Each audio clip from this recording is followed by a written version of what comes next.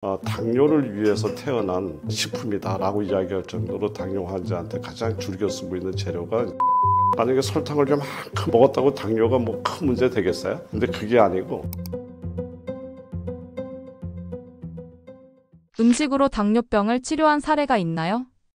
네, 그렇죠. 이제 결국 당뇨라고 하는 것은 뭐 여러 가지 유전적 소인도 있지만 음식이 차지하는 영향을 가장 많은 질환이기도 하고요. 또 지금 특히 우리나라가 지금 현재 통계를 보니까 당뇨 환자가 600만 명, 그다음에 예비 환자가 1600만 명, 그래서 약 2천만 명 시대에 지금 들어가고 있거든요. 여기에는 분명히 여러 가지 어떤 스트레스라든가 이런 요인도 있지만 우리가 먹고 있는 음식과 이 관련이 굉장히 큰 질환으로 보이고요. 그래서 음식 지도라든가 이런 것을 통해서 이런 당뇨가 회복되는 사례를 참 많이 경험하고 있습니다. 당뇨 환자가 절대 먹으면 안 되는 음식이 있나요?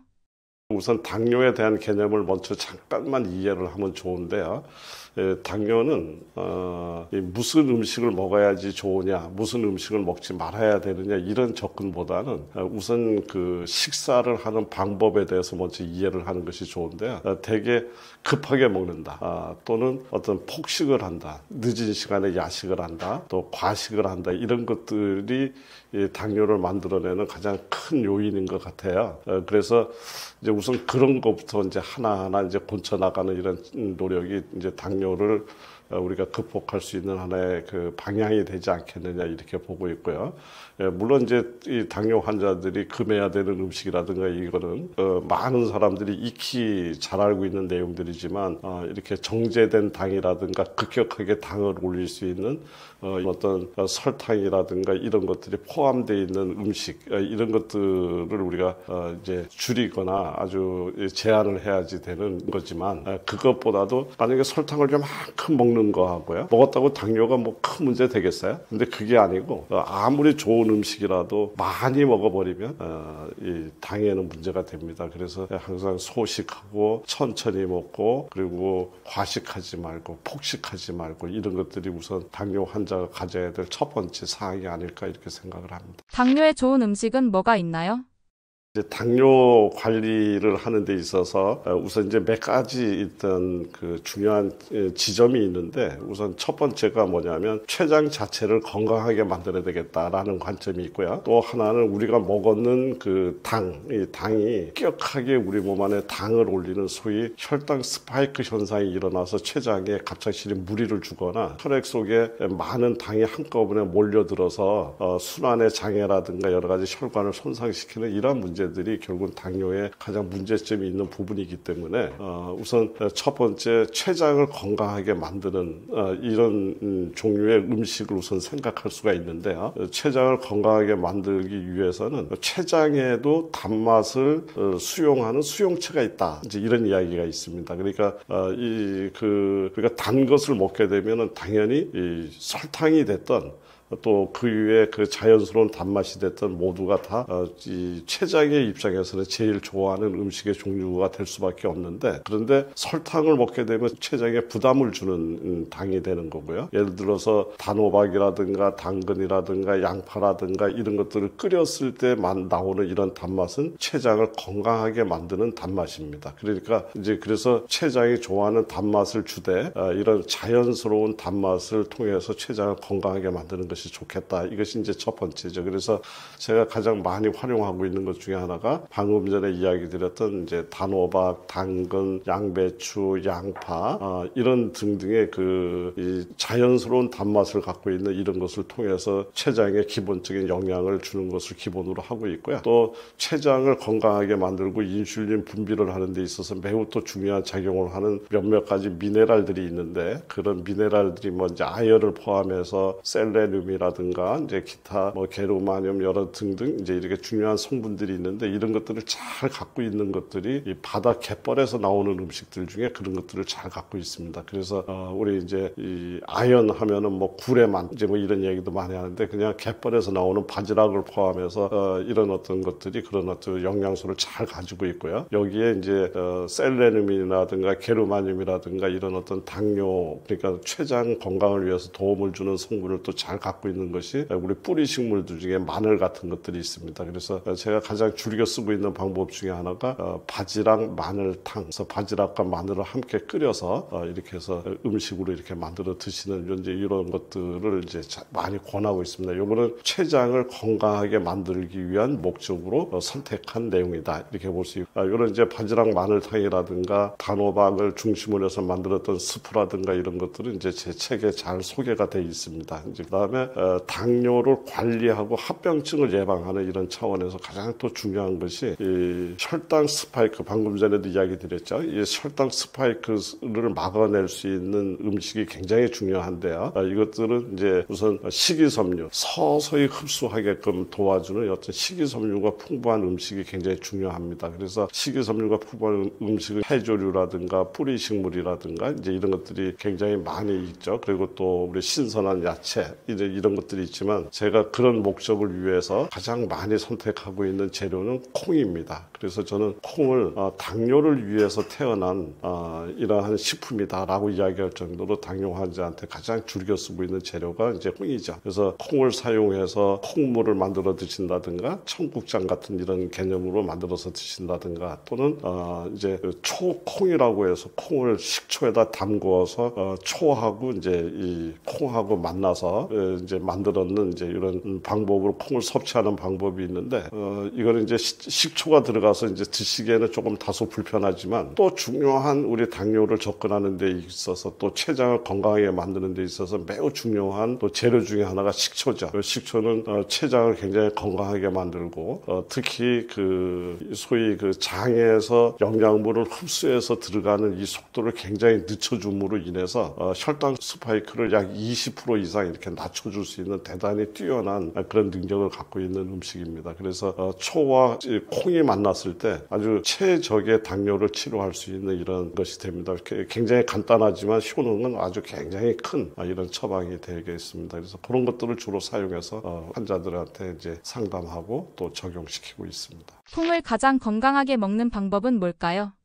이 콩을 당뇨를 위해서 태어났다라고 이야기를 드렸는데 또 하나의 좋은 방식, 특히 이제 당뇨의 합병증을 예방하면서도 여러 가지 인체에 굉장히 균형 있게 영양을 공급할 수 있는 재료 중에 하나가 콩인데 이 콩을 가장 그 흡수되기 좋은 상태, 그 다음에 콩의 능력을 효능을 가장 극대화된 상태가 이제 발효된 상태입니다. 이제 그래서 우리 잘 알고 있는 청국장이죠. 청국장 형태로 이제 이걸 드시는데 청국장을 끓여서 우리가 이제 드시는 방식도 있지만 일본 사람이 나또를 이렇게 그냥 생으로 드시듯이 우리 청국장을 가지고서 이제 드시는데 여기에다가 몇몇 가지의 기능을 이제 도와주기 위해서 식이섬유가 풍부한 해조류라든가 또 마늘, 여기에 이제 셀레늄이나 게르마늄이라든가 당뇨를 회복하는데 굉장히 좋은 성분. 그래서 이런 마늘, 그 다음에 혈액을 맑게 만드는 양파, 이제 이런 것들을 혼합을 해서 맛있게 그 양념 쌈장 만들듯이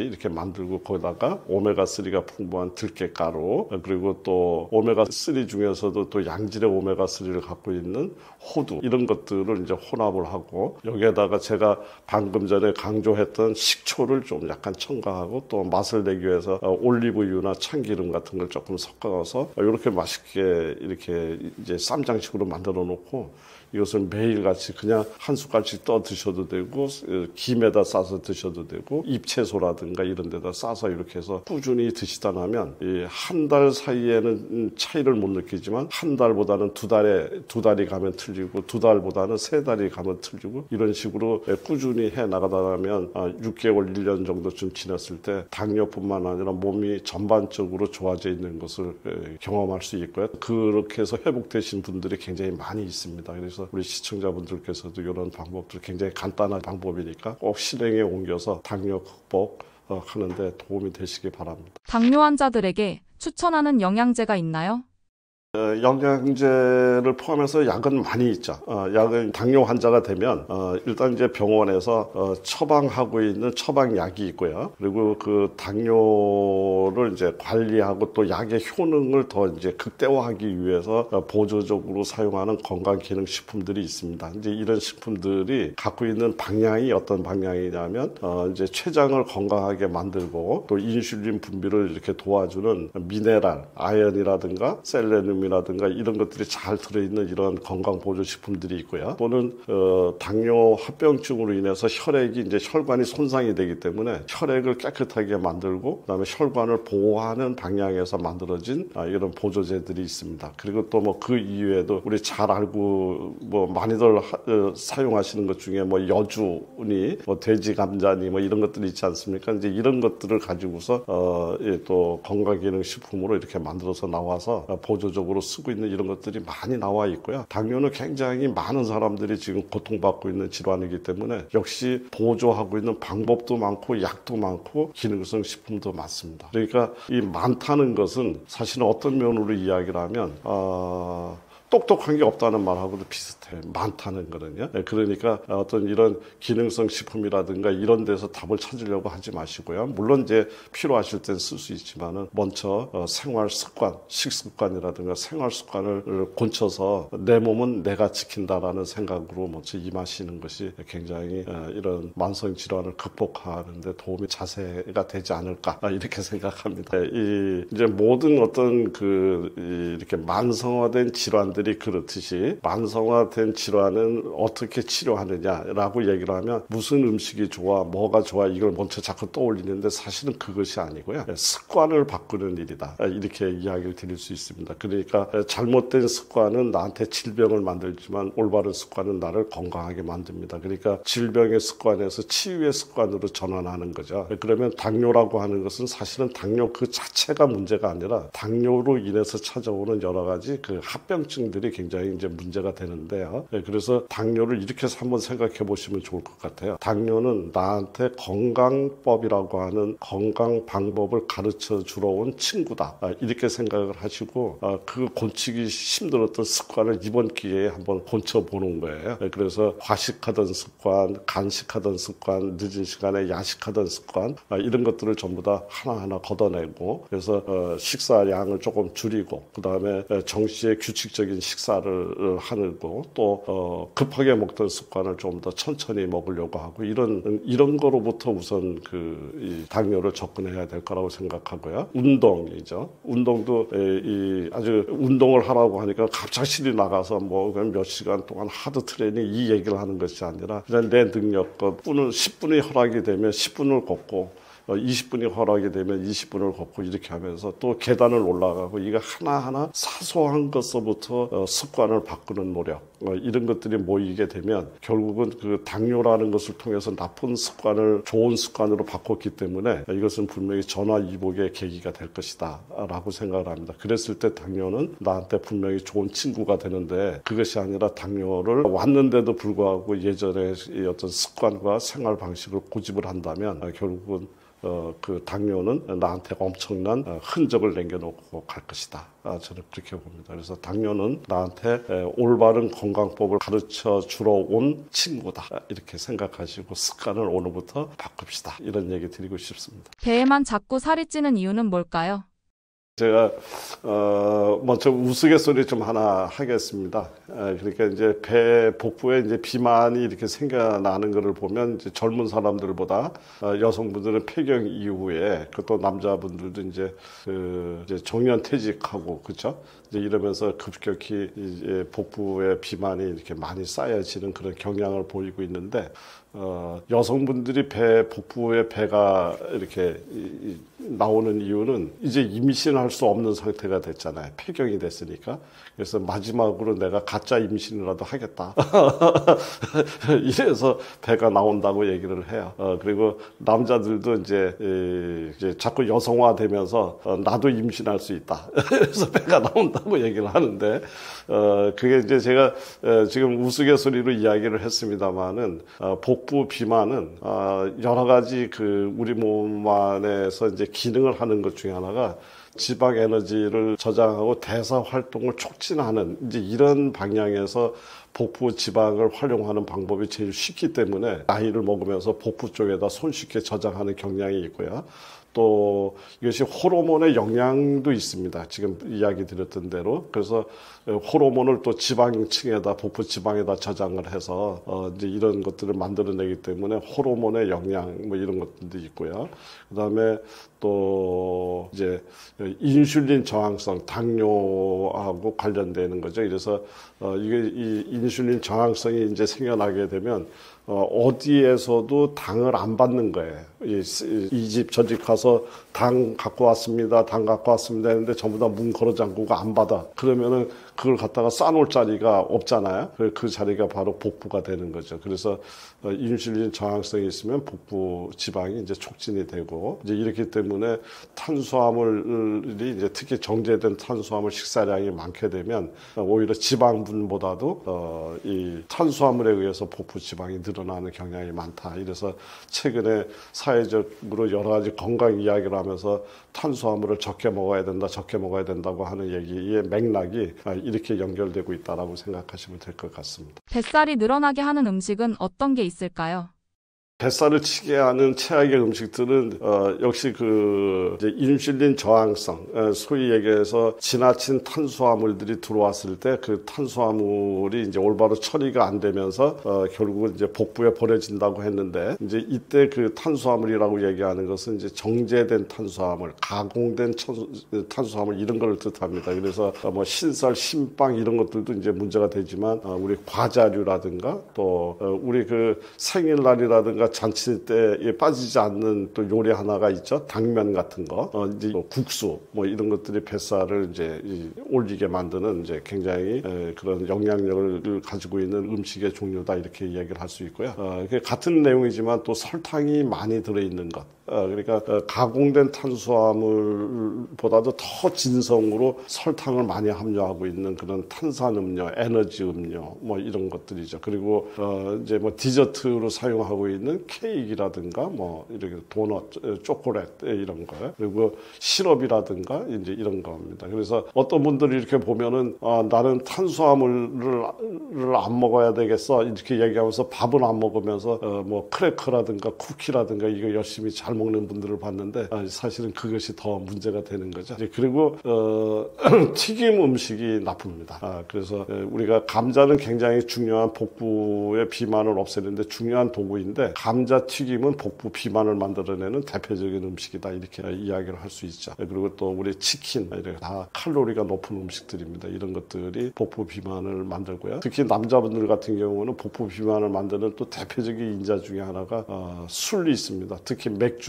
또 치킨하는 이렇게 해서 먹는 이런 소시지 뭐 이런 것들이 또 복부 비만을 만들기 때문에 맥주 빼 뭐 이런 얘기 하잖아요. 술 빼 이제 이런 얘기하는 이런 것들이 결국은 지방으로 축적이 되기 때문에 그것들을 피해야 되고요. 그리고 가공육이라든가 또 인스턴트 식품 결국 같은 말들입니다. 그리고 과도한 유제품들 예를 들면 크림, 치즈, 버터 뭐 이제 이런 것들도 전부 다 칼로리가 과잉으로 되기 때문에 이제 이런 것들을 이제 적극적으로 피해 주는 것이 좋다. 그리고 이제 이 과일의 경우도 과일은 굉장히 여러 가지 균형 있는 영양을 제공하는 좋은 식재료이죠. 그렇지만 과일 역시도 그 당도가 높은 과일을 과도하게 섭취할 경우에 복부 비만으로 연결이 되고요. 특히 이제 수분을 다 제거한 아주 농축된 형태의 과일, 말린 과일이죠. 이런 것 같은 경우에는 당분이 상당히 농축되어 있는 형태이기 때문에 복부 비만을 일으키는데 굉장히 중요한 이러한 문제를 일으킬 수 있다. 이렇게 이야기를 드릴 수 있고요. 대부분이 당도가 높은 과일들은 열대 과일들이라고 이렇게 보시면 될 것 같습니다. 안 좋은 습관은 뭐가 있을까요? 안 좋은 습관은 역시 이 당을 높이는 그러니까 우리 당뇨 환자들이 당을 높이는 여러 가지 우리 그 안 좋은 습관 중에 하나가 급하게 먹는다든가 또 지나치게 과식, 폭식을 한다든가 대사 활동이 잘 일어나지 않는 늦은 시간에 많은 음식을 먹는다든가 이런 것들이 당뇨의 주된 원인이 되었듯이 역시 복부 비만도 마찬가지의 개념에서 이제 그러한 습관들이 이 복부 비만을 불러일으키는 걸로 이렇게 돼 있습니다. 뱃살 빼는데 좋은 음식은 뭐가 있을까요? 도움이 되는 음식으로는 우선 첫 번째 고단백 식품을 이제 추천드리고요. 고단백 식품으로 얘기하면 우리 많은 분들이 이미 지금 하고 있는 것들이죠. 닭가슴살 같은 거, 그다음에 생선, 연어라든가 고등어라든가 이런 오메가3 지방산도 풍부하고 단백질도 풍부한 이런 거요. 그리고 이제 두부, 콩류입니다. 그래서 우리가 이야기하는 서리태라든가 약콩이라든가 이제 이런 콩류, 이제 이런 식물성 단백질 이런 것들이 굉장히 아주 좋은 이런 식품에 해당되는데. 저는 그 복부 비만이 있는 분들을 이렇게 만나게 되면 집에서 콩류를 아주 적극적으로 추천을 해서 많이 먹도록 이렇게 권유를 하고 있습니다. 그래서 대표적인 것이 두부라든가 또 콩을 이렇게 콩물을 만드는 거죠. 그래서 콩물을 만드는데 이제 콩 하나만 이제 이렇게 콩물을 만드는 것이 아니라 미네랄이라든가 이것을 풍부하게 보충하기 위해서 다시마라든가 이런 것을 육수로 끓여서 그 물로 이제 콩물을 만들어서 그것을 매일같이 드시게 만드는 이런 방법을 추천드리고 있습니다. 또 두 번째는 이제 복합 탄수화물. 복합 탄수화물이라는 거는 식이섬유의 개념으로 이제 이해를 하셔도 되지만 이 복합 탄수화물은 장 안에서 이 어떤 그 혈당을 우리 몸 안으로 흡수해 들어가는 속도를 아주 굉장히 완만하게 조절해주는 소위 스펀지와 같다 이렇게 생각하시면 됩니다. 스펀지에 물을 잔뜩 머금고 있으면서 조금씩 우리 몸에다가 이렇게 집어넣어주게 되면 우리 몸에 과도하게 급격하게 상승하는 혈당 스파이크 현상도 막을 수 있을 뿐더러 그렇게 함으로 인해서 우리 몸 안에서 인슐린에 의해서 배달되고 있는 포도당이라든가 이것도 원활하게 우리 세포에 이렇게 배달이 될 수가 있겠죠. 그런데 한꺼번에 많은 양이 들어가 버리게 되면 인슐린이 많은 양의 포도당을 싣고서 세포 각각마다 이제 가서 배달하려고 했을 때 세포들이 나 지금 필요 없어요 하는 이런 어떤 인슐린 저항성을 이제 유발하는 대표적인 그런 현상을 만들어내기 때문에 혈당 스파이크 급격하게 당이 올라가는 것을 막아내는 것이 굉장히 중요한데요. 이제 그런 의미에서 복합 탄수화물이라든가 식이섬유가 풍부한 이런 종류의 음식들이 굉장히 중요하다라고 이야기할 수 있겠습니다. 또 건강한 지방이 굉장히 중요하죠. 그래서 이 아몬드라든가 호두, 그다음에 들깨, 그다음에 아마씨 이제 이런 것들에게는 굉장히 그 양질의 오메가3도 풍부하고 또 더불어 식이섬유들도 많이 이제 갖고 있는 이런 좋은 견과류이기 때문에 이런 것들을 사용하게 되면 다이어트뿐만 아니라 여러 가지 신진대사에 도움이 되는 그런 것들이기 때문에 건강한 지방이 굉장히 중요하다라고 생각을 합니다. 그리고 또 하나는 칼로리가 얕은 저칼로리인데 고수분 음식이 있습니다. 그래서 물이 많이 함유하고 있는 음식이죠. 대표적인 게 수박, 또 오이, 샐러리 뭐 이제 이런 것들인데요. 그래서 뭐 오이 같은 경우는 이런 얘기가 있더라고요. 건강한 여인에게서는 오이 냄새가 난다. 이런 얘기가 들 정도로 아주 그 여성 건강에 더할 나위 없이 좋은 것이 오이인데 이것은 굉장히 수분 함량이 높고 그다음에 여러 가지 몸을 촉촉하게 만들어서 수분 균형도 맞춰주면서 허기를 이제 느끼지 않는 공복감을 없애주게 하면서 다이어트에 매우 효과적인 이런 거기 때문에 수박, 오이, 샐러리 특히 오이 같은 것들은 굉장히 훌륭한 이 복부 비만을 제거하는 데 좋은 재료가 될 수 있다. 이렇게 얘기를 드릴 수 있고요. 그리고 제가 항상 이제 줄여서 이야기 드리는 내용 중에 하나가 해조류죠. 이 해조류는 칼로리는 굉장히 거의 없다 할 정도로 칼로리는 굉장히 낮지만 우리 몸을 신진대사시키는 미네랄이 거진 완벽하게 갖고 있는 이러한 식품군이기 때문에 해조류의 공통점이 뭡니까? 이렇게 얘기를 하면 몸에 노폐물을 제거하고 혈액을 맑게 만든다. 미역에서부터 김까지 모든 것들이 이제 해조류가 갖고 있는 특징적인 모습이라고 생각을 하면 되겠습니다. 그래서 적극적으로 해조류를 이제 섭취할 것을 권유드리고요. 그래서 저 같은 경우는 저녁 때 경우에 따라서는 이제 두부라든가 그다음에 여러 가지 야채라든가 이런 것들을 살짝 쪄서 놓고 두부 이걸로 이제 포만감을 만들면서 미역국 여기다 들깨가루 한 숟갈 넣어서 그래서 들깨 미역국을 먹어가면 충분히 포만감을 만들 수 있습니다. 이것은 아무리 포만감을 만들어도 비만이 더해지는 것이 아니라 살이 아주 이쁘게 빠지는 이런 결과를 만들어낼 수 있어서 이 금식하거나 단식하는 방법보다는 주로 이제 이 해조류와 두부를 사용한 이런 방법을 손님들한테 많이 권유드리고 있습니다. 그리고 아울러서 이제 발효식품이 굉장히 중요하죠. 이거는 장을 건강하게 만들고 소화 기능도 좋게 만들고요. 그리고 장내 유익균들을 굉장히 건강하게 이제 이렇게 활성화시켜 줄 수가 있는데, 이 바로 프로바이오틱스 중에는 우리 비만을 억제하는 이런 기능을 갖고 있는 프로바이오틱스들이 굉장히 많이 있죠. 그래서 그런 의미에서 장내에 여러 가지 그 장내 미생물들을 균질하고 또 이렇게 활성화시켜주는 의미에서 발효식품이 중요한데, 우리 대표적인 김치, 된장, 뭐 청국장, 요구르트, 이제 요구르트 같은 경우는 설탕이 안 들어간 무가당 요구르트, 뭐 이런 것들이 굉장히 또 추천된다라고 이야기를 할 수가 있습니다. 그 이외에도 이제 음료로 이야기를 하자면 녹차, 뭐 레몬물, 요즘 레몬물 많이들 드시죠. 레몬물, 이제 이런데 저는 가장 많이 추천하고 있는 저희 방식으로는 우엉을 끓여서 그 우엉을 끓여서 먹는 그 우엉차를 많이 권유드리고 있습니다. 그 우엉은 굉장히 땅속 깊이 이렇게 자라나는 성질을 갖고 있습니다. 그래서 길게 자라났다는 말은 여러 가지 각종의 미네랄을 흡수해 갖고 있을 확률이 굉장히 높은 식물이라는 뜻을 역으로 반증하는 이야기죠. 그래서 우엉차 하나만 잘 드셔도 굉장히 몸 안에 신진대사가 활발해지고 혈액이 맑게 정화되는 이런 효과를 얻을 수 있어서 우엉차를 많이 적극적으로 권유하고 있다는 것도 알려드릴 수 있겠습니다. 박사님께서 꼭 지키고 계시는 뱃살 관리 습관이 있나요? 네, 이제 뱃살이 고민되는 사람들한테 제가 항상 이야기하는 이야기가 뭐냐면, 당연히 굶으면 살이 빠지겠죠. 그리고 운동을 많이 하면 당연히 살이 빠지지만, 이 음식을 다시 먹게 되면 도로 살이 찔 거고, 운동을 게을리하면 다시 이 체중은 늘어날 것입니다. 그래서 이 체중을 감량하고 복부 비만을 제거하는 데서는 음식을 적게 먹고 그러니까 금식을 하고 운동을 하고 하는 것은 굉장히 좋은 하나의 방편이긴 하지만, 거기에다가 모든 것을 전부 다 맡겨서는 안 된다. 그래서 적정한 운동, 적정한 어떤 시기를 통해서 우리가 이 다이어트를 성공을 했을 때 요요가 없는 이런 이제 이 다이어트가 되는데, 그렇게 하기 위해서는 일단 칼로리가 굉장히 적은 이런 종류의 어떤 식이섬유 중심의 식단, 이런 것들이 굉장히 중요하고요. 또 장을 건강하게 만들 수 있는 이러한 식이요법, 이런 것들이 굉장히 중요하다고 볼 수가 있고요. 그리고 이 결국은 모든 질환이 다 마찬가지로 습관을 바꾸는 일이고 새로운 습관을 길들이는 일이기 때문에 너무 지나치게 완벽하게 처음부터 하려고 하지 않았으면 좋겠다. 그래서 하나하나 사소한 것부터 습관을 바꿔나가는, 그래서 예를 들어서 아파트 계단을 걸어서 올라가기로 했으면 그거 하나만이라도 한번 지켜내고 하나하나 점차적으로 이렇게 몸의 습관을 바꿔나가는 이런 노력들이 오히려 성공을 하고 요요가 없는 다이어트로 갈 것이다, 이렇게 생각을 하시고요.